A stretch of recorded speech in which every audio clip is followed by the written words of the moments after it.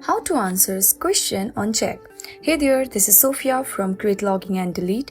Today in this tutorial, I'm gonna show you guys how you can answer questions on Chegg and on money while helping students around the world with their academic challenges. So first thing that we have to keep in mind is that to answer the question, we have to become a Chegg expert. For that, we have to sign up.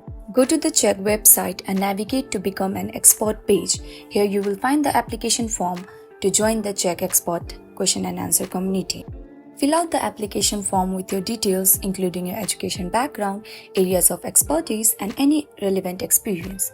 Chegg will review your application and notify you once you are approved to become an expert. Once you are approved, you will start receiving questions from students in your area of expertise. These questions can cover a wide range of topics from math and science to language arts and humanities. To answer a question, simply click on it to view the details. Read the question carefully and provide a clear and concise answer.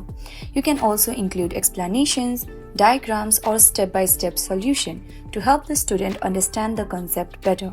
For each question and answer, you will earn a certain amount of money based on the complexity of the question and the quality of your answer. Chegg will keep track of your earnings, which you can withdraw through various payments methods once you reach the minimum payout threshold.